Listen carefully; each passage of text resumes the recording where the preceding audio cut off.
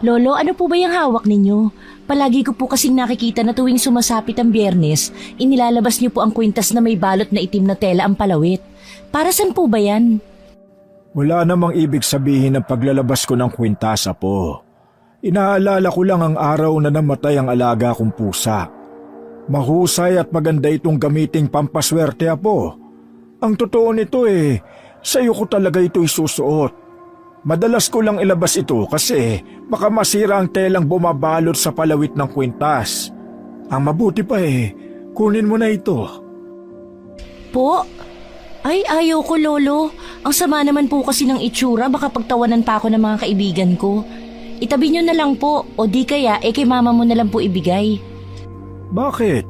Maganda naman ito Bagay sa maputi mong balat. Tiyak na babagay ang kulay itim na tali ng kwintas sa'yo. Di ba sabi mo gusto mo magbukang astig?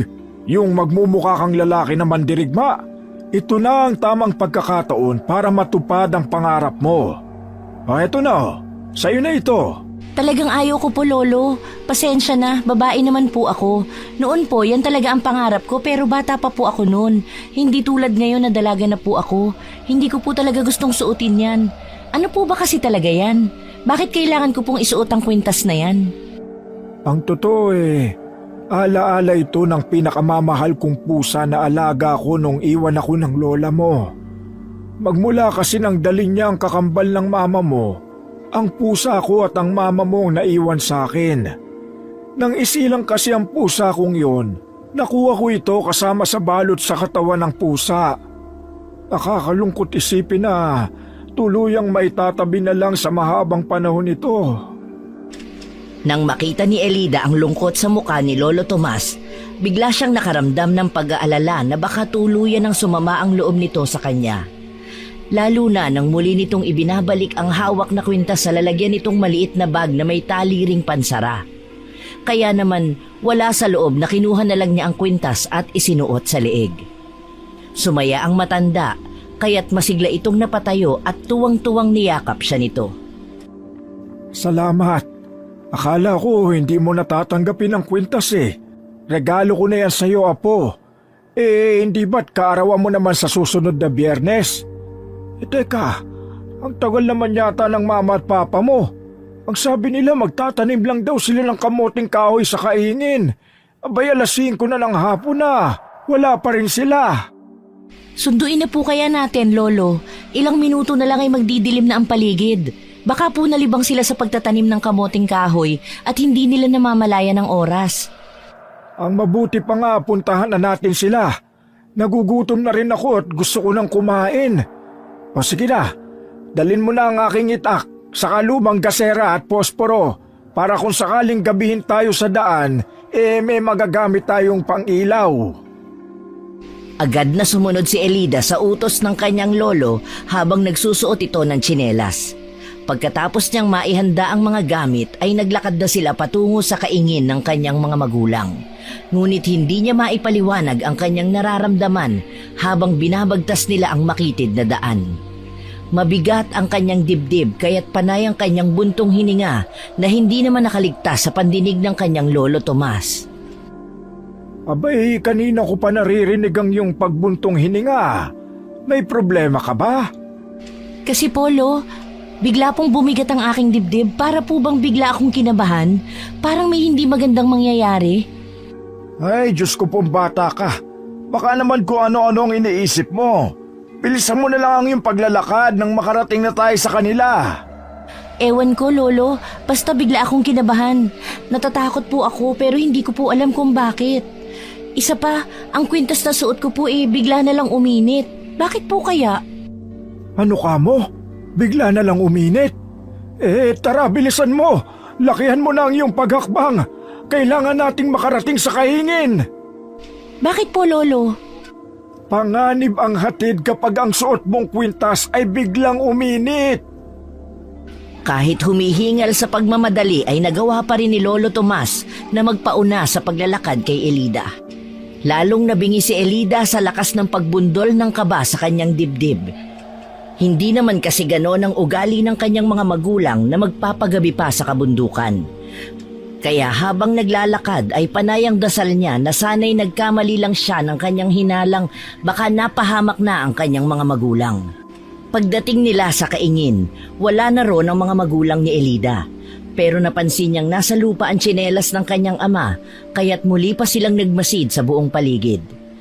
Hanggang bigla na lang silang nakarinig ng malalakas na pagsigaw sa bandang kakahuyan. Boses yon ng kanyang inang takot na humahagulgol. Kaya naman nagmamadaling tinakbo nila ang pinagmumula ng tinig ng ina niyang si Gloria. Pagdating nila sa kinaroroonan nito ay kitang-kita nila ang isang uri ng nilalang na may nakakakilabot na itsura. Parang sasabog na sa sobrang kaba at pag-aalala ang dibdib ni Elida nang makita ang kalunos-lunos na sinapit ng kanyang amang si Pedring. Mama! Paano nangyari? Diyos ko, bilisan mo, Apo! Itayo mo ang mama mo! Anong nangyayari? Bakit nakarating na rito ang aswang na bulaw-bulaw? Tumayo ka, Gloria! Hindi niya dapat tayo makita! Mama, tara na po, umalis na po tayo rito. Nakikiusap ako sa inyo. Pero sa halip na pakinggan si Elida ng kanyang ina, ay mas ginusto pa nitong saklolohan ang kanyang amang nakuha ng halimaw. Ang ulo ng halimaw ay sa ahas na may maninipis at sangang dila. Ang katawan ay sa tao at may buntot na kawangis din ng sa ahas na may makakapal na kaliskis. Gulat na gulat si Elida nang makita ang kanyang amang nililingkis na ng malaking ahas, habang ang kanyang ina ay nakaluhod sa lupa at nakatulala na lang dahil nabigo na itong maabutang buhay ang asawa. Maging si Lolo Tomas ay hindi na rin nakapagsalita. Bagamat may mga luha ang mga mata, ay pinilit pa rin ng dalagang hilahin ang kamay ng kanyang ina. Mama! Tara na po! Tumakas na po tayo! Wala na si Papa! Patay na siya! Gloria, tumayo ka! Diyos ko po! Pinatay na lang aswang na bulaw-bulaw yung asawang si Pedring! Kaya wala na tayong magagawa! Umalis na tayo! Bago ka pa makita ng halimaw na yan!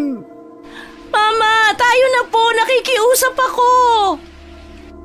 Para nang nawala sa sarili ang kanyang ina habang walang tigil ito sa pag-iyak. Kulang na lang ay hilahin ni Elida ang kamay ng kanyang ina para makaalis at makatakas sa lugar na yon. Pero bigla na lang silang tumilapon sa malayo. Nahampas pa siya sa malaking punong binagsakan ng katawan niya at sumampay pa siya sa ugat nito. Hindi niya napaghandaan ang mga gagawin nang mahagip sila ng kanyang lolo ng buntot ng taong ahas. Naiwan ang kanyang ina na parang nagpabaya na ring magpalunok sa napakalaking ahas na nasa harapan nila. Halos mamilog ang mga mata at bibig ni Elida habang pinagmamasdan ang kaawa-awa niyang ina. Nilingkis muna ng taong ahas si Gloria, pagkatapos ay dahan-dahan itong nilunok hanggang sa mga paa na lang ang natitirang nakalabas sa bibig ng ahas. Natulala at naninigas na ang katawan niya dahil sa takot. Hinila na lamang siya ng kanyang lolo na agad na nakatayo mula sa pagkakatumba. Bilisan mo, Apo! Kailangang maitakas kita rito! Lolo, bakit tayo tumatakbo? Iligtas po natin sina Mama at Papa. Kailangan po nila ang tulong natin. Huwag muna tayong umalis. Hindi na kailangan! Nakita mo ba kung anong ginawa ng bulaw-bulaw sa mga magulang mo? Isa siyang halimaw at wala na siyang sinasanto. Halata sa kanyang gutom na. Hindi siya ordinaryong ahas. Isa siyang aswang na napapabilang sa lahi ng mga halimaw. Kaya kapag naabutan niya tayo, hindi siya magdadalawang isip na lapain tayo ng buhay. Paano na ang mga magulang ko? Saan na tayo pupunta, Lolo? Tatakas tayo sa lugar na ito. Ang isa sa nakakatakot na ugali ng bulaw-bulaw ay kapag nakita na niya ang taong nakakita sa kanyang mukha, ay hindi niya na ito titigilan hanggat hindi niya napapatay. Papatay niya tayo, kaya bilisan mo ang pagtakbo. Nararamdaman niya lang suot mong kwintas. Tama po kayo, Lolo. Sobrang init po na parang nakakapaso. Kaya nga ingatan mo ang kwintas. Dito tayo sa malaking puno ng santol. Sa palagay ko, ligtas tayo dito. Ano na po ang gagawin natin? Saka bakit po ganun ang itsura ng halimaw? Ngayon lang ako nakakita ng ganung uri ng nilalang. Huwag ka nang masyadong maraming tanong at baka maamoy niya tayo dito sa pinagtataguan natin. Naririnig ko po ang paggapang ng ahas sa damuhan. Pati ang malansa niyang amoy ay naaamoy ko rin. Malapit lang po siya sa kinaroroonan natin. Nararamdaman ko po ang presensya niya, pati ang kanyang huni. Mukhang umeepekto na sa iyo ang kakayahan ng kwintas. Ikaw ba, hindi mo pa ba siya nakikita? Lolo, malapit na siya. Tara na, naaamoy niya tayo sa pinagtataguan natin. Ay Diyos ko, Apo, bilisan mo! Hindi na nga nagawa ni Elida ang sumagot pa sa kanyang lolo, habang habol na rin ang kanyang hinga sa mabilis nilang pagtakbo. Naramdaman din niyang may sumusunod sa kanila, kaya't mas lalo niyang binilisan ang paghakbang. Nakarinig din sila ng malakas na huni ng ahas, kaya't naisip niyang nasa malapit lang ang aswang na humahabol sa kanila. May pagkakataong nadadapa ang dalaga sa maputik na daang palusong at paahon ng bundok. Idagdag pa ang mga sanga ng punong kahoy na sumusugat sa kanyang balat na lalo lang nagpatindi sa hirap na kanyang pinagdaraanan. Habang tumatakbo ay wala siyang tigil sa kaiiyak. Sa isang iglap lang ay naulila siya sa kanyang mga magulang. At ngayon, walang kasiguraduhan kung makakaligtas pa sila sa panganib na dala ng aswang na bulaw-bulaw. Nandito na tayo sa tabing kalsada. Siguradong may dadaan ditong last trip patungo Maynila. Doon muna tayo sa pinsang kong si Anthony. Mabuti na lang at palagi kong dala ang aking pitaka. Huwag tayong umalis, Lolo. Hindi po ako sasama sa'yo. Papatayin ko muna ang halimaw na yon. At anong gusto mo mangyari? Magpapalapa ka rin sa kanya? Katulad ng yung ina na nagpaubayang mapatay ng ganun-ganun lang ng aswang na yon? Hindi ko nakakayanin kung pati ikaw ay mapapahamak at wala man lang akong magawa para iligtas ka. Wala kang armas, wala kang laban sa kanya. Bakit ba ang tigas ng ulo mo? Pinatay ng hayop na yun ng mga magulang ko. Hindi ako makakapayag na hindi man lang maipaghiganti ang aking mga magulang. Paano mo siya malalabanan? Alam mo bang mapanganib? Hinahanap na tayo ng halimaw na yun. Nakilala niya na tayo. Kaya sasama ka sa akin sa ayaw mo't sa gusto.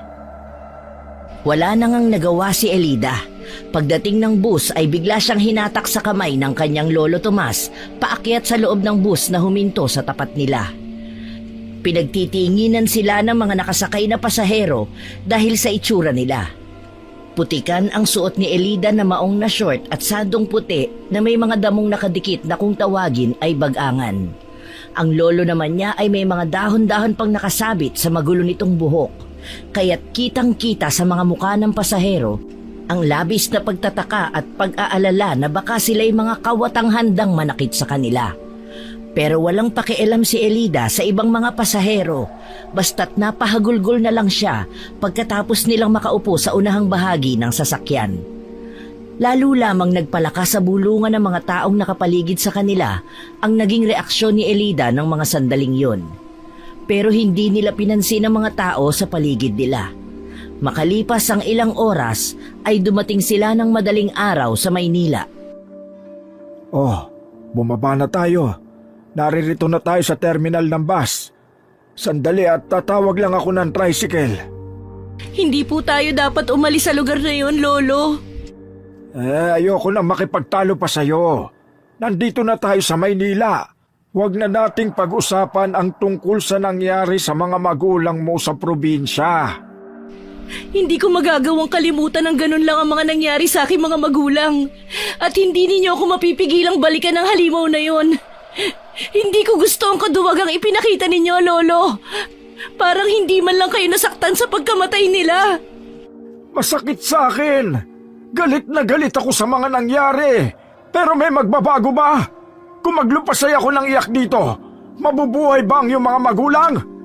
Ikaw ang inaalala ko. Ayokong pati ikaw ay mapahamak dahil sa katigasan ng ulo mo. Sasagot pa sana si Elida pero naagaw na ang kanilang atensyon sa paglapit ng isang matipunong lalaki na nakadamit ng kulay itim na jacket at maong na pantalon. Elida? Lolo Tomas? Kayo po ba yan? Ano nangyari sa inyo? Ano pong ginagawa niyo rito sa Maynila? Mahabang kwento, Leon. Nasaan ang lolo Anthony mo at gusto ko siya makausap? Nasa bahay po, nagmamadyong kasama ang lola. Tamang-tama po, dala ko ang tricycle ko. Hinihintay ko lang po si Doming. Ikaw, Elida, kumusta ka na? 2 taon din tayong hindi nagkita magmula nang umalis kayo rito. Saka, bakit ganyan ang ayos nyo ni Lolo? May nangyari ba sa inyo sa probinsya? Nasaan sina Tiyo at Tia? Hindi nyo ba sila kasama? Ano kasi? Leon, ang mabuti pa mamaya mo na kami tanungin. Pagod kami sa biyahe. Hindi magawang sagutin ni Elida ang tanong ni Leon. Hindi naman kasi siya ang kinukumusta nito kundi ang kanyang itsura. Matanong ang lalaki kaya't alam na niyang marami nang tumatakbo sa isip nito ng mga sandaling yon. Pigil ang kanyang mga luhang itinungo na lang ang kanyang muka kaya't ang lolo na niya ang sumagot sa tanong ng binata. Pasensya na po kung marami akong tanong.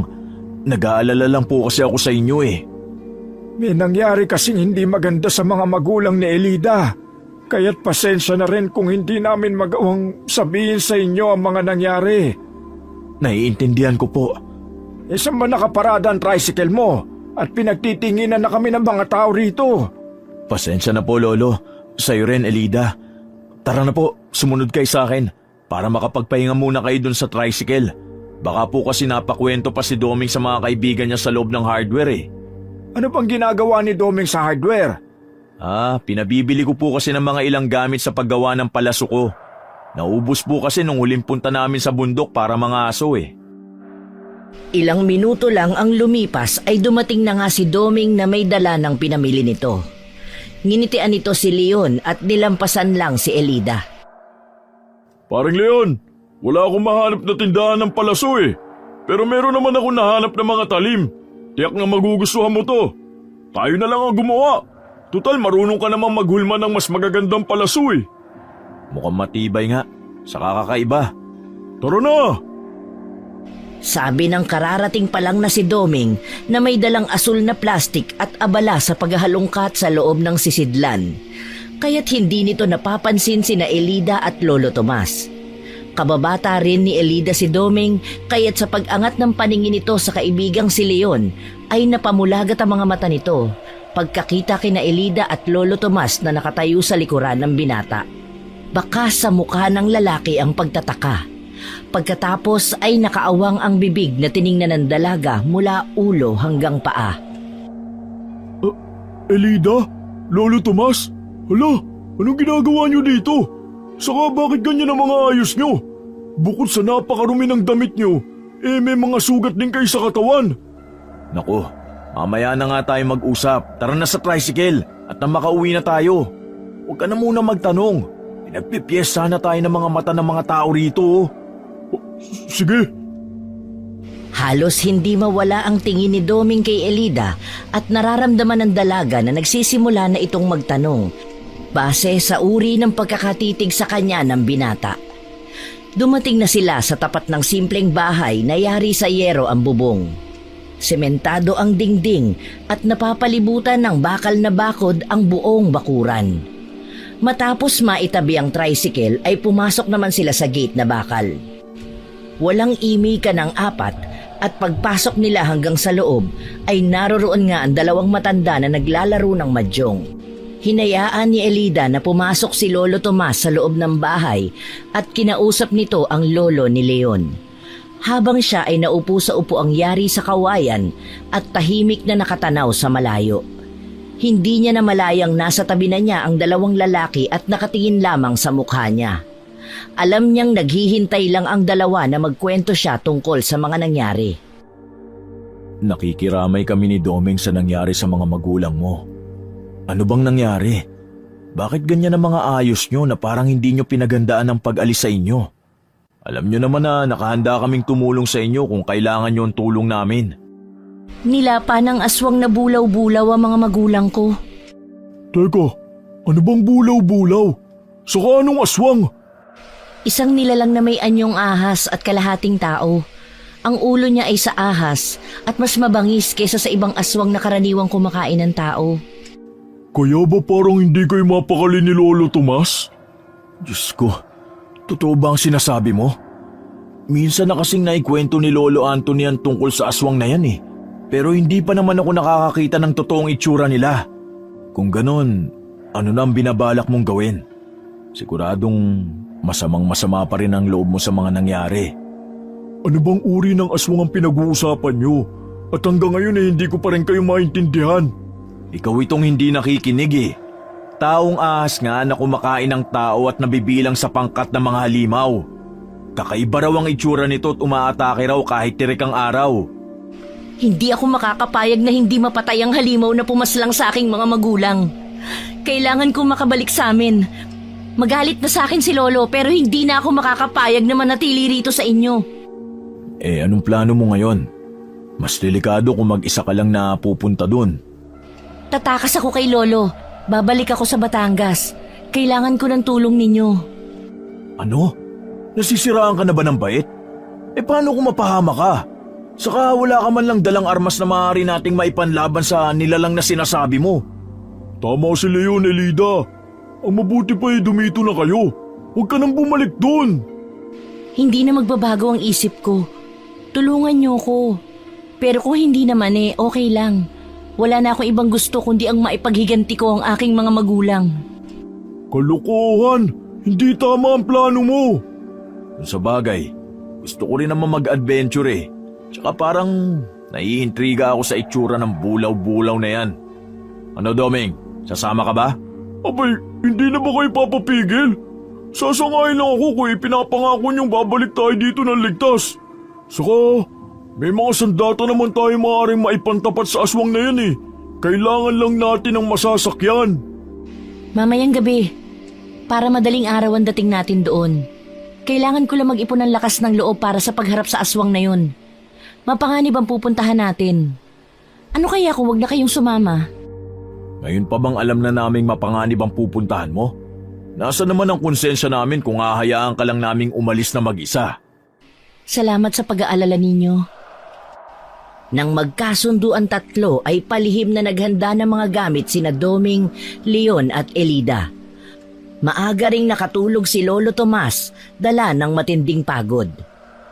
Sakay ng tricycle ay pansamantalang iniwan ni Leon ang sasakyan nito sa kaibigang vendor at naghintay ng biyahe pabalik sa Batangas.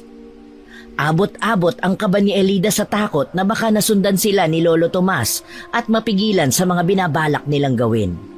Nakahinga lang siya ng maluwag nang sa wakas ay lula na sila ng bus at nagsisimula ng umandar patungong Batangas. Habang nasa biyahe ay panayang hawak ng dalaga sa suot niyang kwintas para bang dito niya kinukuha ang lakas ng loob sa pagharap niya sa aswang. Pagkaraan ng ilang oras, mag-aagaw liwanag at dilim ay biglang napahinto ang bus dahilan para magkagulo ang mga pasahero sa loob. Anong nangyari? Bakit tayo tumigil? Sabi ng driver ng bus, nasira daw ang sasakyan natin dahil sa nakaharang na katawan ng niyog sa unahan ng daan. Ang dami naman agad nakikiusyoso sa unahan ng sasakyan. Sandali nga, titignan ko. Mukhang hindi nyo gang nakaharang sa daan, kundi ang taong ahas na kinukwento ko sa iyong nakapatay sa mga magulang ko. Bago pa si Leon ay napansin na ni Elida sa may bandang unahan ng sasakyan ang tinutukoy ng mga taong nakaharang. Ngunit nang sundan niya ang dulo ng katawang nakaharang sa daan, ay kitang-kita niya ang taong ahas na nanginginain ng baboy ramo. Nakatago ito sa makapal na halaman kaya't hindi agad mapapansing isa yung ahas. Abala ito sa pagpunit ng katawan ng hayop habang nililingkis ang baboy at walang kahirap-hirap na nilunok nito ng buo ang katawan ng baboy ramo. Kitang-kita niya rin ang pagbukol ng kinain nito sa lalamunan ng halimaw kaya't hindi pa nito napapansin ang nakahintong sasakyan. Doming, Leon, tingnan nyo sa bintana. Sumilip kayo. Siya ang nilalang na pumatay sa mga magulang ko. Pahiram ako ng dalamong pana at gumawa kayo ng paraan kung paano natin mailalayo ang mga tao rito. Diyos ko, totoo nga. Isang taong ahas ang pumaslang sa tiya at tiyo ko. Ang ulo niya ay sa ahas. Ang gitnang katawan ay tao na may 2 kamay. Mahahaba rin ang mga kuko At may dilang katulad ng sa ahas. Meron din mga kaliskis ng balat ng ahas sa tagiliran. Maging ang kanyang buntot sa ahas. Nakakatakot naman ang itsura. Tara, bumalik na tayo. Sabihan na natin ng driver, delikado tayo rito. Habang hindi pa tayo napapansin ng halimaw na yan. Pero hindi na natapos ni Doming ang mga sasabihin nito at ganon din si Elida nang bigla na lang atakihin nito ang driver ng bus na nasa harapan ng kanilang sinasakyan. Sa harap mismo ay kitang-kita nila kung paanong nilingkis nito ang katawan ng driver. Laking gulat din nila ang biglang paglabas nito ng apoy sa bibig at binugahan ang lalaki. Umaalingaw-ngaw ang sigaw ng mga tao dahil sa takot. Hanggang sa tuluyan na ngang nilunok ng walang awa ang driver ng kanilang sasakyan. Nagkagulo ang mga tao sa loob at nag-uunahang makababa. Ang iba naman ay sa bintana na dumaan. Dala ng matinding takot ay mga nagtulakan na ang mga tao sa kagustuhang mailigtas ang kanilang mga buhay. Napuno ng sigawan, ingay at iyakan ang loob ng sasakyan. Pero hindi nila inaasahan ang mga susunod na nangyari. Isa-isang pinagpipira-piraso ng bulaw-bulaw ang katawan ng mga tao habang ang iba naman ay nilunok nito ng buhay. Parang hayok sa laman at hindi pinakain ng ilang araw. Hindi inaasahan ni Elida na lumaki na ito higit sa inaasahan niya. Sumukat na ito ng 60 talampakan na ang bilog ay kasing katawan na ng matandang kawayan. Hindi sila makagalaw na tatlo sa hulihang bahagi ng sasakyan katabi ng pinto. Parang hindi siya nabubusog sa pagkain ng mga tao. Anong gagawin natin? Masyado na siyang malaki. Parang hindi na siya tatabla ng hawak nating pana. Dito maaari. Nagkalat na rin ang mga dugo at mga bangkay ng tao sa lupa na hindi tuluyang nilapa ng ahas. Ano nang gagawin natin? Sa palagay ko, kailangan na nating kumilos. Magbubuga siya ng apoy! Takbo na! Hindi nga nagkamali si Doming. Agad na nagbuga ng makapal na apoy ang bibig ng taong ahas at sa isang iglap ay nasunog ang unahang bahagi ng sasakyan. Pagtalo ng tatlo ay nahulog naman sila sa gilid ng daan. Sa kanilang pagtakbo ay hindi nila napansing bangin pala ang kanilang babagsakan. Bumulusok sila pailalim hanggang sa bumagsak sila sa tubig. Malakas ang agos kung kaya ang ibang mga gamit na dala ng tatlo ay nauna pa sa kanilang maanod at tinangay ng rumaragas ang tubig ng ilog. Ganun na lang ang pagkasindak ng dalaga nang mula sa kanyang kinaroroonan ay tanaw niyang hinahabol pa rin sila ng bulaw-bulaw. Hinahabol tayo ng ahas! Anak ng putya!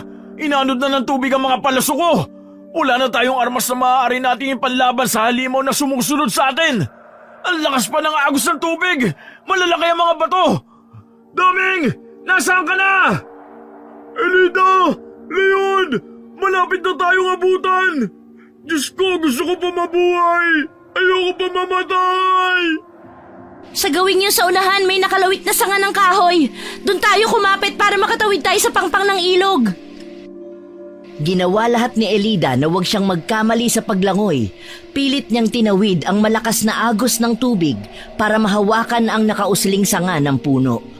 Subalit bumibigat na rin ang kanyang katawan, dala ng matinding pagod. Natanggal na rin ang telang bumabalot sa suot na kwintas ni Elida, kaya't lumantad ang kulay itim na bato. Naninigas na rin ang kanyang mga binti. Mabuti na lamang at nagawang hawakan ni Leon ang mga kamay niya at tinangay sila ng malakas na agos sa gilid ng ilog, kaya't nakakapit sila sa sanga. Kaya lang, hindi pa man sila nakakapagpahinga, ay papalapit na sa kanila ang taong ahas. Galit na galit ito na walang tigil sa paghuni ng malakas. Hanapin natin ang aswang! Lalabanan ko ang aswang na yon! Tinangay na ng agos ang armas natin. Ano pang ilalaban natin sa ganong kalakas na halimaw?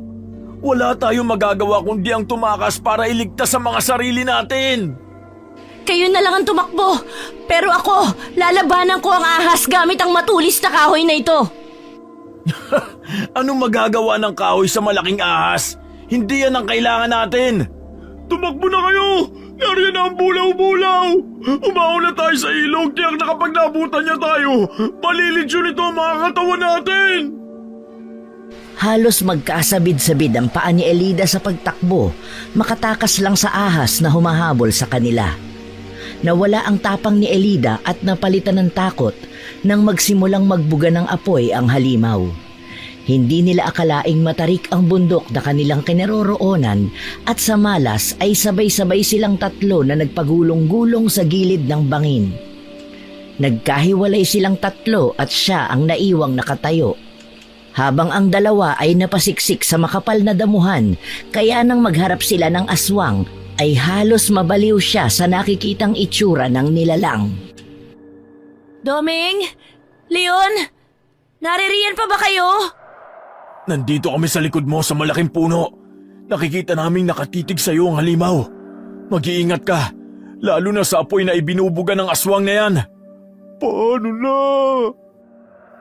Ngumisi ang bulaw-bulaw at inilabas nito ang mahaba, manipis at may sanga nitong dila na tulad ng sa ahas.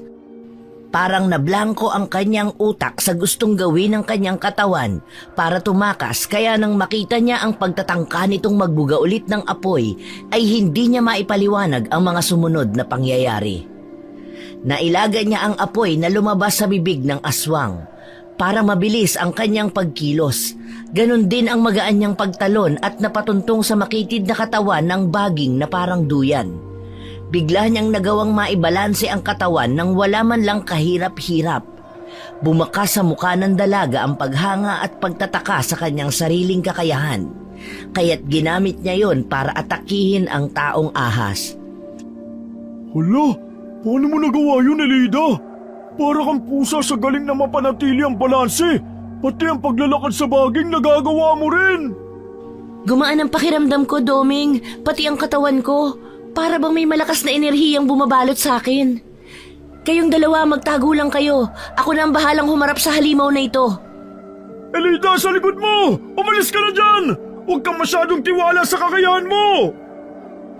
Pero sa pagkakamali at pagkagulat ni Elida nang biglang magbuga ng apoy ang taong ahas, ay bigla siyang nawala ng balanse at nahulog siya sa lupa. Saktong paglapit din sa kanya ng taong ahas, ay nahawakan agad siya nito sa magkabilang braso. Bumaon ang mga kuko nito sa kanyang balat at umagos ang dugo nun hanggang sa kanyang mga kamay. Gumuhit din ang hapdi habang nasusuka naman siya sa mabahong amoy ng hininga ng aswang. Maglalabas na sana ulit ito ng apoy nang bigla na lang tumama sa mukha nito ang isang malaking bato. Sinundan ng halimaw ang pinagmula ng bato at nakita nito ang nakatayong si Leon na pilit kinukuha ang atensyon ng nilalang. Sa galit ng bulaw-bulaw ay inihagis nito si Elida, kaya't bumagsak siya sa damuhan na may maraming sanga ng kahoy. Naramdaman niya ang pagbaon ng matulis na kahoy sa likod niya, kaya't napaliyad ang katawan niya sa labis na sakit. Halika, Elida, humawa ka sa balikat ko. Kailangan na nating umalis dito. Gawin mo ang lahat, Doming, para malito ang halimaw. Hindi pwede! Tumakbo na tayo para tumakas sa kanya! Mukhang hindi ko kayang maglakad dahil sa malalim na sugat sa aking paa, pati sa likod ko. Hindi na natapos ni Elida ang kanyang pagsasalita nang biglang lumundag sa kanyang harapan sina Doming at Leon para iwasan ang pagtama ng pagbuga ng apoy sa kanilang mga katawan. Nahulog sila sa matarik na bundok. Muli silang nagpagulong-gulong sa gilid nito hanggang sa tuluyan ng mawala sa kanilang paningin ang ahas. Diyos ko, kamalasan naman natin. Teka, nasa na ba tayo? Parang napakadilim naman yata rito. Nagtataasan pa ang mga puno. Mabuti sana kung madilim lang. Baka may anak palang halimaw na yun at nasa lungganan niya tayo. Ano bang gulo tong pinasok natin? Parang nabalian yata ako ng tadyak sa nangyari. Muntik na tayo dun ah. Teka, Elida, malalim pala ang sugat mo sa braso. Kailangan natin makahanap ng bahay na maihinga ng tulong para magamot ang mga sugat mo. Medyo nanghihina na nga ako. Oh, bakit parang natitigilan ka, Elida? May naamoy kasi akong inihaw na native na manok, saka malansang sariwang karne ng baboy. Mukhang masarap. Nagkatinginan ang dalawang lalaki sa sinabing yun ni Elida. Bumakas sa maruming mga mukha ng kaibigan ang pagtataka sa pang-amoy na sinasabi ng dalaga. Ano bang pinagsasasabi mo? Wala naman kaming naamoy na mabangong inihaw na manok ah. Patingin nga ng ulo mo at baka nabago ka. Kung ano-ano na ang pinagsasasabi mo eh. Maniwala kayo. Ang hihina naman ng pang-amoy ninyo. Sumunod kayo sa akin. Dito kasi nanggagaling ang mabangong amoy ng inihaw. Wala sa loob na napasunod sa dalaga ang dalawang lalaki, pero 5 minuto na silang naglalakad ay wala naman silang nakitang bahay at wala ring taong nagluluto ng manok. Pero nakakasigurado si Elida na tama ang daang tinatahak nila dahil pabango na ng pabango ang amoy ng inihaw. Ganun na lang ang pagkagulat ng matandang babae nang makita ang bigla nilang pagsulpot sa harap mismo ng pinaglulutuan nito ng pagkain. Nakasuot ang matanda ng bestidang kulay brown na halos sumayad na sa lupa. Sa kanang kamay nito ay hawak ang sandok na yari sa kawayan. Napansin ni Elida na nakatingin sa suot niyang kwintas ang matanda. Kita nyo na? Tama ako. Manok na inihaw ang amoy na sinasabi ko sa inyo kanina. Paano nangyari yun? Eh ang layo na natin dun sa lugar ng pinanggalingan natin ah. Pero naamoy mo agad ang inihaw na manok. Ewan ko, basta nasabi ko na lang eh. Pati nga ang pagtalon at pagtulay ko sa baging, lahat ay kakaiba. May sariwa ring karne ng manok. Ano nangyari? Bakit nagkaganon? Mawalang galang na sa inyo. Kanina ko pa kayo pinapakinggang nag-uusap eh. Sino ba kayo ha? At inaabala ninyo ang pagluluto ko. Kasi po, mula po sa paanan ng bundok na hindi naman po kalayuan dito, ay naamoy ko ang mabangong amoy ng niluluto ninyo. Pasensya na po, Lola. Nagtataka lang po ako sa kakaibang nangyayari sa akin.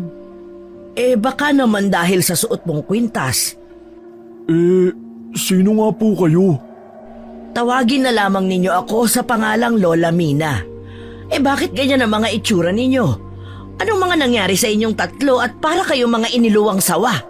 Lalo na ikaw na nag-iisang babae. Hinabol po kami ng halimaw. Isang taong ahas na bumubuga ng apoy na kung tawagin ay bulaw-bulaw. Marami po sa mga kasamahan namin ang pinatay ng halimaw na yon, kasama na ang aking mga magulang. Kami po ni Doming taga Maynila po. Lumuwas po kami rito para samahang bumalik si Elida. Mukhang hindi naging madali ang pagpunta ninyo rito sa lugar na ito. Marami na ang napeperwisyo ng halimaw na yan. Mabuti at nakaligtas kayo sa kapahamakan. Napahinto si Lola Mina sa pagsasalita nito nang muling mapako ang mga mata ng matanda sa suot na kwintas na nasa leeg ni Elida. Saka napangiting ibinalik ang atensyon sa pagluluto ng manok. Pwede po bang dumito muna kami hanggang bukas? Oo naman, pero kailangan magamot muna ang mga sugat mo. Pasensya na at sa koprahan lamang ako nakatira. Diyan sa tinabaw lang ako natutulog. Ayos lang ba yun sa inyo? Naku, wala pong problema. Salamat po. Lola Mina, wala po ba kayong kasama dito sa bahay ninyo? Wala na. Matagal na panahon na nang mamuhay ako mag-isa kasama sana ng anak ko. Mahabang kwento na mas malungkot pa sa pagkawala ng pamilya. Pasensya na po kung naging matanong ako sa inyo. Sige po, kami na rito sa inyong ginagawa. Pwede niyo na po bang gamutin ang sugat niya? Opo, Lola. Nararamdaman ko po kasi ang paghapdi ng aking sugat sa braso. Dahil sa kuko ng bulaw-bulaw na may kamandagding nakakalason kapag ordinaryong tao lang ang masusugatan. Pero dahil sa suot mong kwintas ay nailigtas ka nito. Kanino ba galing ang kwintas na nasa leeg mo? Hinaplos ni Elida ang kwintas na nakasabit sa kanyang leeg. At nagtataka muling napatingin sa matanda na abalang kumukuha ng mga gamot sa bag nito. Seryoso ang mukha ng matanda habang kumukuha ng langis, saka ipinahid sa mga sugat ni Elida. Bumula yun kaya't ipinaliwanag ng matanda kung bakit gano'n ang reaksyon ng gamot sa sugat niya. Naglalaban ng bisa ng gamot sa bisa ng lason sa sugat mo, kaya nagkaroon ng ganyang reaksyon. Hindi mo pa sinasagot ang tanong ko. Sino ang nagbigay ng kwintas mo? Si Lolo Tomas po, hindi ko po alam kung para sa nito. Mahalaga ang kwintas na yan dahil yan ay mutya ng pusa. Taglay ng makakapagsuot sa kwintas ang kakayahang taglay ng isang pusa. Kaya siguro naging matalas ang iyong pang-amoy. Pero alam mo bang tanging ang mutyang yan ang makakatalo sa aswang na bulaw-bulaw? Mutya ng pusa? Paano ka nagkaroon ng ganyang kwintas? Kaya ba nagawa mong tumulay sa baging kanina? At nang ihagis ka ng taong ahas, nakatayo ka pa rin sa lupa kahit mataas ang kinabagsakan mo. Dahil sa mga narinig ay nabuhayan ng pag-asa si Elida. Naisip niyang may pagkakataon na siyang lumaban sa aswang gamit ang kakayahang taglay ng mutya ng pusa. Gusto ko pong malaman kung saan nakatira ang aswang na pumatay sa mga magulang ko. Marami pong pinaslang ang halimaw na yun sa mga kasamahan namin. Matagal na panahon na, halos 2 dekada na siyang nagtatago sa kuweba. Kumakain lang siya dati ng mga baboy, usa at mga hayop na nasa gubat. Pero ngayon natuto na siyang kumain ng karne ng tao. Kapag nagkataon, hindi na mapipigilan ang kanyang paglaki dahil sa sustansyang nakakain niya. Kung ganun, tulungan niyo po kami, Lola. Teka, may mga sandata kayo nakasabit sa haligi ng kubong ito. May pana, ang astig maging ng palaso, may sibat at itak din. Bakit po may ganyan kayo, Lola? Matagal na panahon na ang nakakalipas bilang isang albularyang antingera. Sinira ko ang aking tungkulin dahil sa pagmamahal at binigyan ng kaparusahan ng isilang ko ang aking 2 anak, isang lalaki at isang babaeng kambal. Sa galit ko sa aking sarili, iniwan ko ang aking pamilya at dinala ko ang aking anak na lalaki. Sa kasawiang palad, iniwan din ako ng aking anak. Namatay po ba o iniwan lang kayo? Mas gusto niyang mamuhay sa kagubatan dahil kahit akong ina niya ay hindi na niya kilala. Ang lungkot naman ng buhay niyo, Lola. May balita pa ho ba kayo sa pamilya ninyo? Wala eh. Ayaw na nila akong makita. Habang nakikinig si Elida sa kwento ng matanda ay hindi maiwasan ng dalaga ang makaramdam ng awa. Pero mas nangingibabaw sa kanyang isip ang plano kung paano niya mahahanap ang tirahan ng bulaw-bulaw. Kailangan na po pala naming umalis, Lola. Ngayong may maipanlalaban na ako sa aswang at may sandata na kaming magagamit, ay mapapatay at maipaghihiganti ko na ang pagkamatay ng mga magulang ko. Nangyari na ang kinakatakutan ko. Diyos ko! Huwag na po kayo umiyak. Magtatagumpay po kami. Kailangan talagang matapos ng pagpatay ng aswang na ito sa lugar ninyo. Hindi man po namin alam kung anong pinagdadaanan ninyo. Pero tama po si Elida. Ang totoo, ito po talaga ang dahilan kung bakit kami nandito. Binigyan sila ni Lola Mina ng armas pagkatapos nitong lagyan ng benda ang mga brasong may sugat ni Elida. Sibat, itak at pana, tigi-isang sandata ang 3 at kay Elida napunta ang pana. Sinubukan nilang hanapin ang bahay ng aswang at natagpuan nila ang tirahan ng ahas sa kuweba sa gitna ng kagubatan. Ginamit ng dalaga ang talas ng kanyang pang-amoy para matunton ang pinagtataguang lungga ng halimaw. Gumawa rin sila ng patibong tulad ng lambat na inilagay naman nila sa pintuan ng yungib. Iniabot sa kanya ni Lola Mina ang lambat na yon bago sila umalis. Matagal na naghintay ang 3 sa bukana ng kuweba. Habang nakaakyat sila sa itaas ng puno ng nara, para paglabas ng ahas ay sabay-sabay silang tatalon upang masilo ang ahas at maibitin nila sa puno. Sa tulong ng malaking bato dahil baka hindi nila kayanin ang bigat ng kalaban. Madilim na ang paligid pero wala pa rin ang halimaw na yun. Maghintay ka lang. Siguruhin mo lang na magagamit mo ng tama ang pana mo at ang mutya ng pusa na nasa leeg mo. Dahil kung hindi, mamamatay tayo sa labang ito. Nakakakaba naman ang gagawin natin. Gusto ko ng adventure pero hindi naman sana ganito kadelikado. Tumahimik na nga kayo. Nakukonsensya akong isinama ko pa kayo rito. Ako nga masakit pa ang braso at paa ko. Pasensya na kung pati kayo nadamay sa problema ko ha. Tama na nga yan. Nandito na tayo. Konting tiyaga na lang mauhuli na natin ang aswang na yan. Pero lumipas ang maraming oras ay wala pa rin lumabas na bulaw-bulaw sa pinto ng kuweba. Nakatulog na nga si Elida dahil sa sobrang pagod at pagtaas ng kanyang lagnat dahil sa epekto ng kanyang mga sugat. Pero pagkaraan ng ilang minuto ay nakarinig sila ng pagkaluskos sa loob ng kuweba. Yabag yun na pagapang na umaalingaw-ngaw hanggang sa labas ng yungib. Pagkalabas ng maingay na yon ay kulang na lang sakluban ng langit at lupa ang dalaga nang makita ang nakakatakot na itsura ng aswang. May tangay itong malaking baboy ramo at hindi pa rin ito napapansin ang malaking taling lambat na ginawa nilang patibong para rito. Nililingkis muna nito ang baboy para patayin. Pagkatapos ay binugahan yun ng apoy 2 beses para ihawin at saka nito kinakain. Dinig na dinig nila ang tunog ng nadudurog na bato ng hayop nang nilulunok nito ng buo ang katawan ng baboy ramo. Sige lang, lapit ka lang. Sandali lang at mahuhuli rin kita. Ayan, gumagapang na siya palabas ng kuweba. Talon! Sabay-sabay silang tumalon mula sa puno. Kasunod ang malaking bato na dagdag bigat para maiangat ang katawan ng taong ahas. Nagwawala itong pilit na tumatakas sa lambat. Ganon din ang paminsan-minsang pagbuga nito ng apoy para makawala sa pagkakakulong. Binalot ng galit si Elida at iniamba niya ang pana para patamaan ito sa mukha. Hinikit niya ang tali ng pana at pinakawala ng palaso. Dahil malikot ang taong ahas, tinamaan ito sa balikat na lalong nagpalakas sa hiyaw ng bulaw-bulaw. Nanginginig ang kanyang kamay sa matinding galit. At nang sibat na ang kanyang nadampot para direktang itarak sa dibdib ng nagwawalang halimaw, agad na may mga brasong pumigil sa hawak niyang sibat. Nagulat siya sa biglang pagdating ni Lolo Tomas.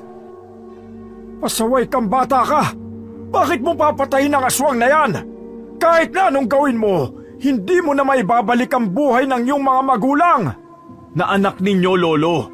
Bakit po ninyo pinipigilan ng inyong apo? Ito na po ang tamang pagkakataon. Siya nga po, Lolo. Nahuli na po namin siya eh. Lolo, bitawan niyo ang sibat ko at tumabi kayo. Umalis kayo sa harapan ko. Papatayin ko ang hayop na pumatay sa mga magulang ko.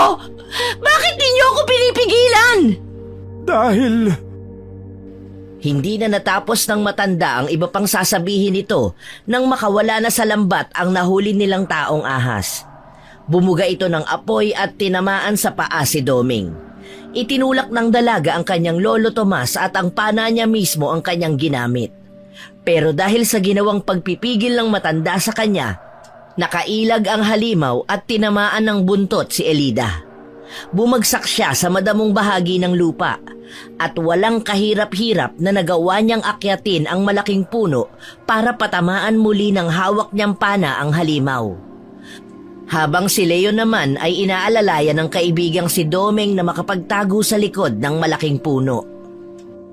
Doming! Leon! Ayos lang ba kayo dyan? Huwag niyo akong kausapin! Kasalanan niyo ito! Aasintahin ko ang kanyang mga mata para mahirapan siya makapagbuga ng apoy kapag wala na siyang paningin. Nanonood na lang ang tatlo sa bilis at liksi ni Elida na kumilos palipat-lipat sa ibang mga puno. Para na itong isang pusa na may kakayahang gumalaw ng magaan sa mga punong inaakyatan nito.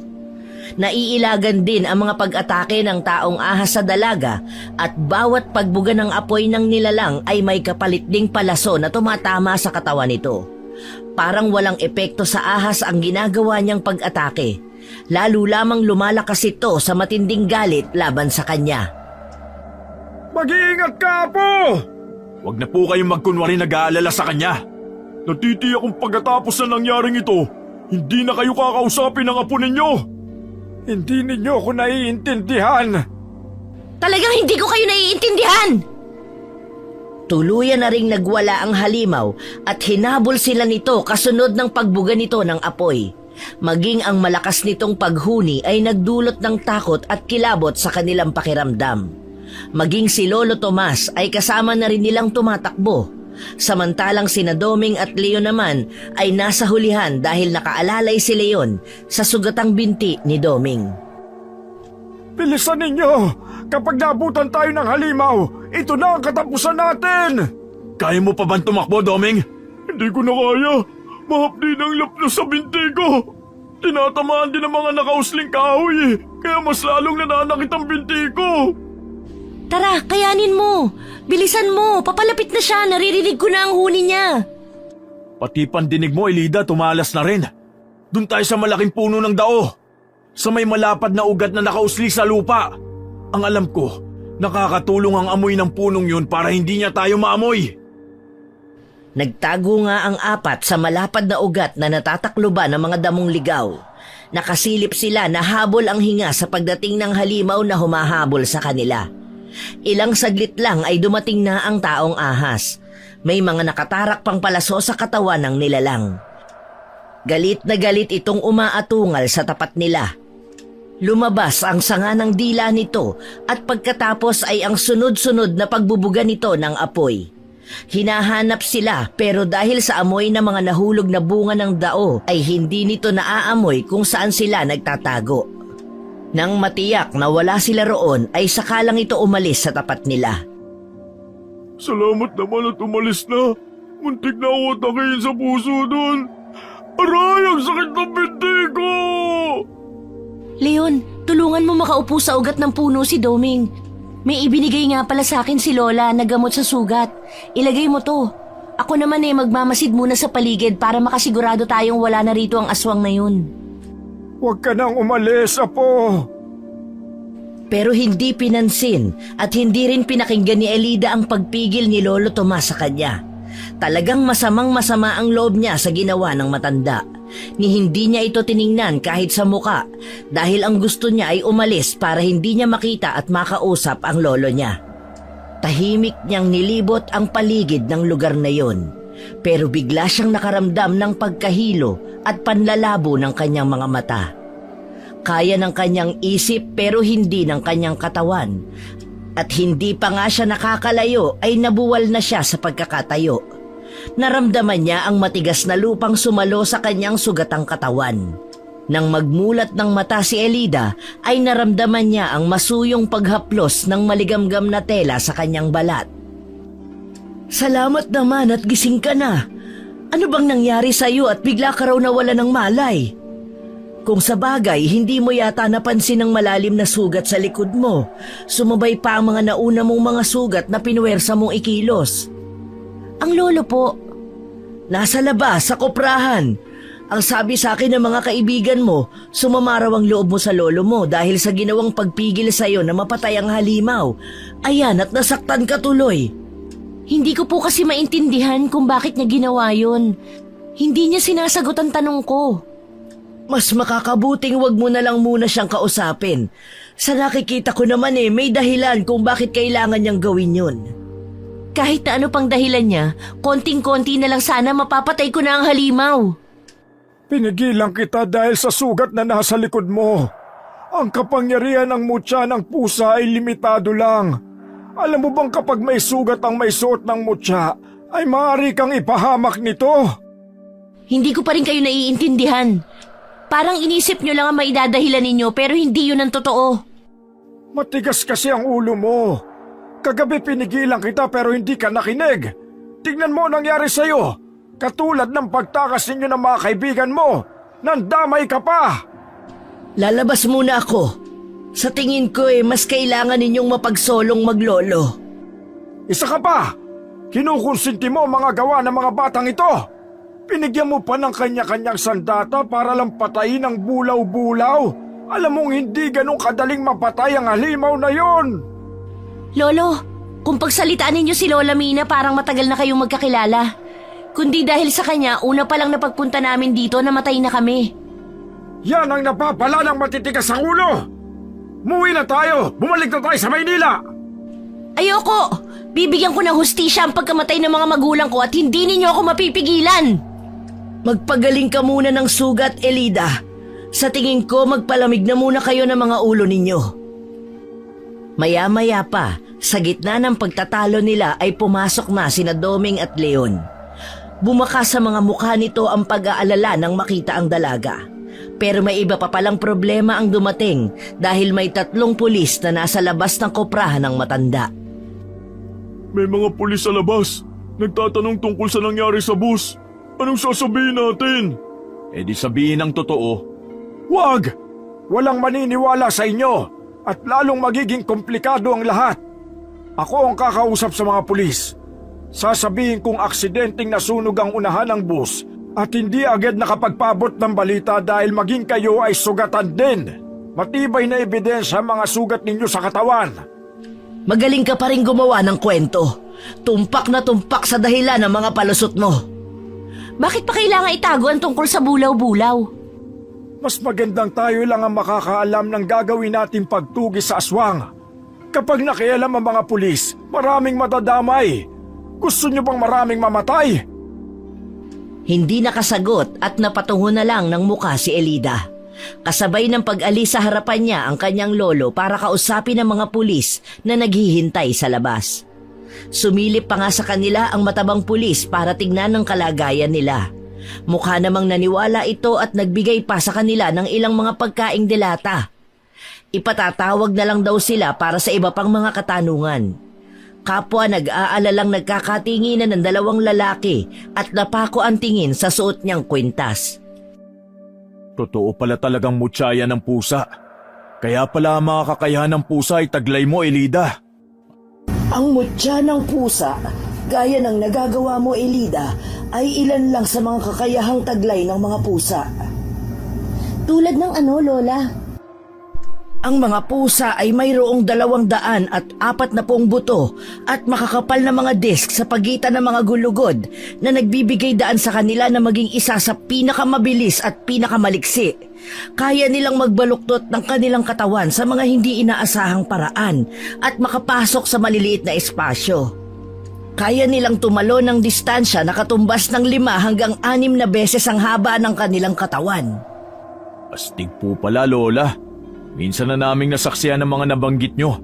Katulad po kagabi habang nakikipaglaban si Elida sa bulaw-bulaw. Ano pa po ang kakayahang taglay ng may suot ng mutya ng pusa? Ang kanilang malalakas na binti ay nagbibigay daan sa kanila na tumalon sa mataas na lugar nang walang kahirap-hirap. Meron silang matalas na pandama ng paningin at pandinig na ginagawang mahusay na mangangaso. Ang kanilang mga mata ay may kakayanang makakita sa mababang liwanag na tumutulong sa kanila sa pangangaso sa gabi. Ang buntot ng pusa ay tumutulong sa kanila na mapanatili ang balanse, lalo na kapag sila ay naglalakad sa makitid na mga lugar o tumatalon mula sa isang mataas na lugar. Ang kanilang mga balbas ay sensitibong mga buhok na tumutulong sa kanila na makaramdam ng mga pagbabago sa kanilang paligid. Ang mga ito ay mahalaga sa kanilang kakayahan sa pag-igit at pangangaso. At yan ang tinataglay ng kapangyarihan ng mutya ng pusa. Ngunit hindi pwedeng palaging malakas, maliksi at mabilis. May kahinaan din ang mutya. Nabanggit yun ni Lolo kanina. Hindi pwedeng masugatan ng may suot ng kwintas ng mutya ng pusa. Depende pa rin sa sugat. Hanggang ngayon ay hindi pa rin ako makapaniwalang may taglay akong ganyang kakayahan. Kaya pala kahit madilim ang paligid, ay maliwanag ang tingin ko. Kaya mo ring makakita ng mga elementong hindi nakikita ng mga tao. Ngayon ay naniniwala ka ng limitado ang kapangyarihan ng kwintas kapag sumobra ang paggamit nito. Nararamdaman din ng mutya ang nararamdaman ng nagmamay-ari sa kanya. Nasa ganon silang pag-uusap nang bigla na lang gumalaw ang kanilang silid hanggang sa bubong. Napatingala silang 5 sa bubong na gawa sa anahaw. Wala silang kaalam-alam na kahit sa araw ay kayang umatake ng bulaw-bulaw sa mga tao. Nakangisi ito habang nagbabago ang kulay ng mga mata. Tanda na ito ay maglalabas na naman ng apoy para ibuga sa kanila. Dinampot ni Lola Mina ang tubig na nasa planggana na ginamit kay Elida at isinabo yon sa mukha ng taong ahas. Lumabas na kayo at maghanap ng pwedeng mapagtaguan. Paano si Elida? Tara na po, Lola. Mas lalo po siya nagalit nang binuhusan nyo ng tubig ang mukha niya. Ako nang bahalang magligtas sa apo ko. Bilisan ninyo ang kilos! Pero bago pa man nakapasok si Lolo Tomas sa loob ay nagawa ng iharang ng taong ahas ang katawan nito sa pagitan ni na Elida at ng matanda. Nakangisi itong nakaharap sa nakaupong si Elida. Umalingasaw rin ang mabahong amoy ng halimaw na parang nabubulok na karne. Hindi makalapit si Lolo Tomas para tulungan siya. Hindi na nakagalaw ang dalaga nang bigla siyang nilingkis ng ahas at walang awang iniipit sa katawan nito ang kanyang katawan. Nahihirapan na siyang makahinga, ngunit naaalala niyang may kakayahan ng pusa na lumusot sa maliit na butas. Kahit masakit ang kanyang sugat, ay nagawa niyang makaalis sa pagkakalingkis sa kanya. Lolo! Ang pana! Iabot niyo sa akin! Eto, gawin mo na! Hindi na kita pipigilan! Palaki na ng palaki ang katawan ng ahas! Bilisan mo, Elida! Mag-iingat ka! Parang natigilan ang taong ahas nang marinig ang boses ni Lola Mina. Lumingon ito sa gawin ng matanda at nanlilisik ang mga matang lumapit sa matandang babae. Lumikha ito ng nakakakilabot na tunog ng ahas, saka nito nilingkis ang matanda. Walang inaksay ang oras si Elida. Agad siyang tumayo sa katre at inasinta ang batok ng taong ahas na abala sa paglilingkis sa katawan ni Lola Mina.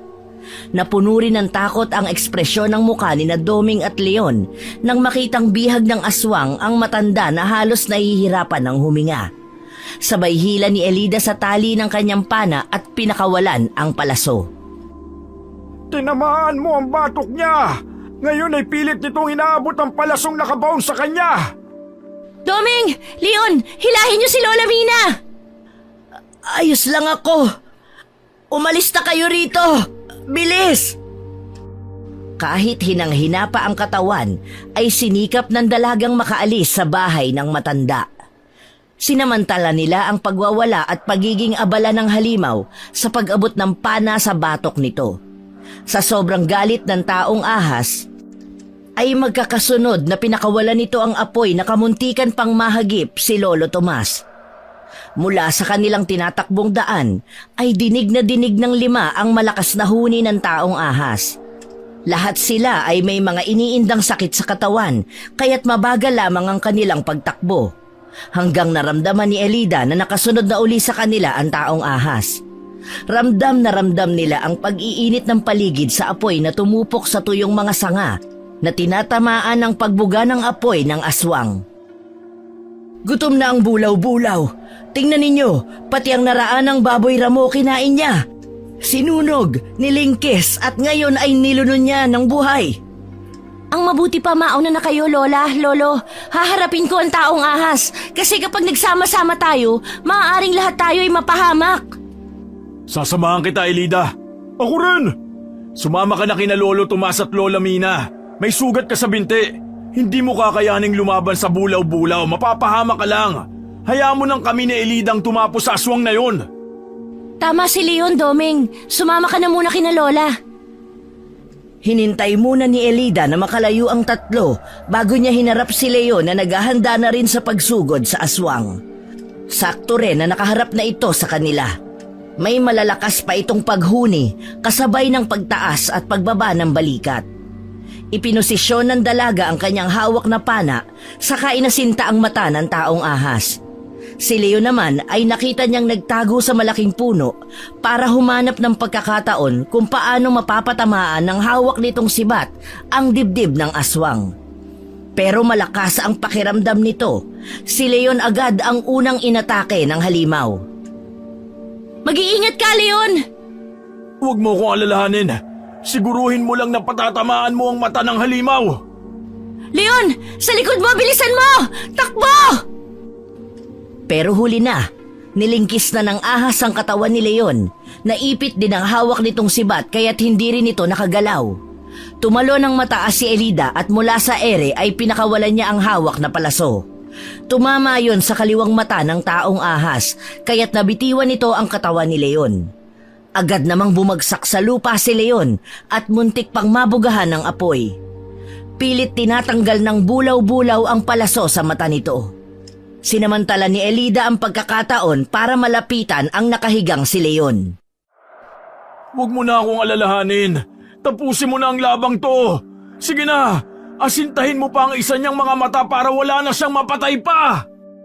Oo, pero kailangan ko munang madala ka sa isang ligtas na lugar bago ko harapin ang halimaw. Sige na! Bigla na lang nakaramdam ng pag-iinit ng kanyang likod si Elida at sa paglingon niya ay naroon na ang halimaw. Habang ang palaso ay nakatusok pa rin sa mga mata nito, galit na galit itong dinampot ang kanyang braso. Kaya't nang ilapit siya nito sa muka, ay sa kanya nabitiwan ang hawak niyang pana. Ang bulaw-bulaw ay may 2 kamay na may matutulis na kuko, kung kaya't yun din ang bumaon sa kanyang balat. Ang dati niyang sugat ay muling nanariwa. Bitiwan mo ako, halimaw ka! Itong sa'yo! Bitiwan mo ang kaibigan ko! Huwag ang tiyan ang patamaan mo ng sibat! Ang kanyang lalamunan o dibdib ang asintahin mo! Akmang tutusukin na ni Leon ang katawan ng taong ahas, ay saka naman ito hinampas ng buntot ng bulaw-bulaw. Sa lakas ay sumalya ang binata sa malaking puno, kaya't napaigik ito sa sobrang sakit sa pagbagsak nito sa lupa. Muli siyang binalingan ng ahas at tangka na sanang magbubuga ulit ng apoy sa kanya nang dumating ang matandang babae. Wag, Serapin! Bitiwan mo ang pamangkin mo! Nakikiusap ako, pakawalan mo si Elida! Anak siya ng kakambal mo! Tama nang pati ang kapatid mo ay napatay mo. Huwag naman pati ang pamangkin mo. Kami na lang ng mga magulang mo ang parusahan mo. Anong pinagsasasabi ninyo? Ang halimaw na ito ang kapatid ng mama ko? Patawarin mo kami, Elida, kung hindi namin agad ipinagtapat sa iyo ang totoo. Nakikiusap ako, itigil ninyo ang pagtugi sa anak ko. Hindi ko pala kayang mawala ang aking anak. Sa palagay ko, huli na ang lahat. Parang nauunawa ang napahinturi ng halimaw sa pagtangka nitong pagsunog sa kanya. Sa halip ay binitawan siya nito. Bumagsak siya sa lupa sa tapat mismo ng nahulog niyang pana. At muling umugong ng malakas na malakas. Sa muling pagtungo nito sa kinaroroonan ni Elida, ay muli itong nagbuga ng apoy, mabuti na lang at nakailag siya. Nadampot niya ang pana at maliksing inasinta niya ang isa pang mata ng taong ahas. Sa pagwawala nito ay tumama sa katawan niya ang buntot nito. Maging sina Lolo Tomas at Lola Mina ay nahagip din ng nagwawalang halimaw na siyang naging dahilan para matumba sila sa lupa. Lolo! Lola! Ayos lang ba kayo? Ayos lang ako. Hindi ko alam kung paano ko matatanggap ang tunay na pagkatao ng sinasabi ninyong kapatid ng mama ko.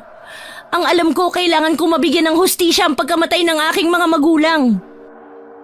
Mabilis na tumayo si Elida at muling inasinta ng hawak na pana ang dibdib naman ng taong ahas. Tinamaan ito at bumagsak sa lupa. Siya ring pag-iinit ng suot naman niyang kwintas. Sinubukang pigilan siya ni Lolo Tomas at tinabig niya lang ang kamay nito at mabilis na nilapitan ang nakahigang taong ahas. Pumatong si Elida sa ibabaw nito at tinusok ang lalamunan ng hawak niyang palaso. Hindi pa nasiyahan at ibinaon niya yon hanggang halos lumampas hanggang batok ng bulaw-bulaw. Nagkikisay ang kamay ng halimaw, tanda na halos sa tindi ng sakit na nararamdaman nito ay wala na itong lakas para lumaban. Serapin! Anak ko! Elida, nagawa mong matalo ang anak namin. Sobrang sakit ang kinahantungan ng buhay niya. Patawad kung nagkamali kami, subalit masakit din sa amin ang mawala ng anak at magpatayan sila. Kaya tanggap ko kung ikaw mismo ang nakapatay sa anak namin. Ito ang nakatakdang kapalaran ng anak natin, Tomas. Hindi ko man lang nakasama ng matagal ang ina ni Elida. Nasaksihan ko rin ang pagkamatay ng anak kong si Serapin. Walang kasing sakit sa tulad kong isang ina. Iniwan mo kami, Mina. Kaya't ikaw lang din ang dapat nasisihin. Kung noon pang nakinig ka na sana sa akin na habang maliit pa, ay patayin na natin ang kambal na ahas ng anak natin. Hindi na sana tayo aabot sa ganito. Na silang dalawa mismo magpatayan. Pero anong ginawa mo? Itinago mo siya. Hinayaan mong lumaki siya ng ganito at pumatay ng maraming tao. Dahil sa isa akong ina, hindi ko kayang mamatay siya. Pero nang malaman kong pinatay niya ang anak nating si Gloria, hindi na ako nagdalawang isip pang tumulong sa kanila. Subalit pinatay na niya ang aking ina na hindi niya man lang nalamang kapatid niya si Mama. Kaya walang puwang ang buhay niya sa mundo. Ang halimaw ninyong anak! Hindi namin akalain ni Leon na ang halimaw na gusto naming patayin ay tiyuhin mo pala, Elida. Ngunit heto na, napatay mo na ang hayop na halimaw na gumawa nito sa aking binti. Oras na para kami umuwi. Mananatili po sa amin ang lihim ng inyong pamilya. Maraming salamat mga kaibigan. Sasama na ako kina Lolo kahit masama pa rin ang loob ko sa mga nangyari. Habang nag-uusap kaharap ni Elida ang mga kaibigan at ang dalawang matanda ay bigla siyang nakaramdam ng pag-iinit ng suot niyang kwintas. Hindi niya namamalayang unti-unti na palang gumagalaw ang katawan ng taong ahas na inakala niyang napatay na niya. Bumuga ito ng maraming apoy sa bandang likuran ni Elida, ngunit humarang si Lola Mina at ito mismo ang tinamaan ng apoy sa braso nito at sa binti. Prinotektahan ng matanda ang dalaga. Sa galit niya ay dinampot niya ang sibat ni Leon at mabilis na tumuloy siya sa likod ng ahas at ubod lakas niyang itinusok ang sibat sa ulo ng bulaw-bulaw. Agad itong nanghina at bumagsak sa lupa habang naghihingalo. Mina! Diyos ko po, ang braso mo naputol, Mina! Patawarin mo ako!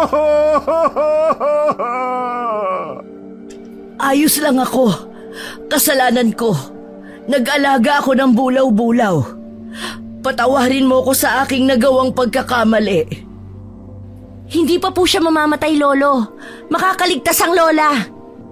Oo po, makakaligtas siya.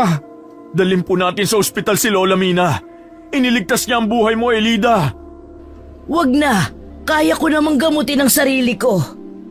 Napatay mo na ba ang anak ko, Elida? Opo, Lola. Patawad po. Wala kang kasalanan. Ginawa mo lang ang nararapat. Patawarin mo ko at naulila ka sa mga magulang mo nang dahil kay Serapin. Inalalayang makatayo ni Lolo Tomas si Lola Mina habang si Elida naman dinampot ang mga nagkalat na kagamitan sa lupa. Sina Leon at Doming naman ay magkaalalay na naunang naglakad sa kanila. Habang siya ay nananatiling nakatingin sa nakahandusay na katawan ng halimaw. Nagkalat ang dugo sa lupang kinahihigaan nito, sa kanya ito tinalikuran. Tahimik siyang umalis at sumunod sa mga kasamahan niyang nauna nang umalis. Pagdating nila sa bahay ng matandang Mina, ay agad na ginamot ni Lolo Tomas ang putol na kaliwang braso ni Lola Mina.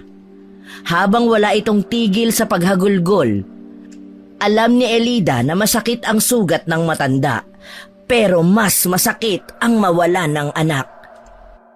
Lolo Tomas, ibinabalik ko na po ang suot kong kwintas, ang mutya ng pusa.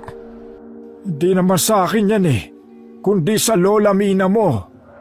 Para sa'yo na yan, ingatan mo. Ikaw na ang totoong nagmamay-ari sa kanya. Ang husay na mga galaw mo kanina ay dahil sa mutyang suot mo. Magpapaalam na po kami. Tiyak na nag-aalala na po ang mga magulang ko sa hindi ko pagpapaalam sa kanila sa ginawa kong pagsama kay Elida. Ako rin po, Lola. Saka para maipagamot ko po ang sugat ko sa binti. Kasama ko ang Lolo Anthony mo. Minaneho niya ang tricycle. Alam niya ang tungkol sa anak naming si Serapin.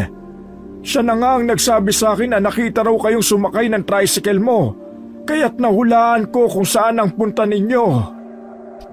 Gumuhit ang saya sa mukha ni Leon at Elida nang malamang wala silang dapat alalahanin. Sa paglipas ng panahon ay naglaho na parang bula ang tungkol sa kwento ng aswang na bulaw-bulaw hanggang sa tuluyan nang nakalimutan ng mga tao ang tungkol sa halimaw na ito. Magsilbi sanang aral na ang pagkakamali ng isang ina ay may mga dahilan.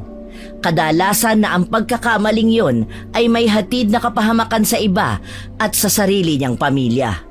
Dahil ang ahas ay sadyang pumapatay ng taong minsan ay nag-alaga sa kanila.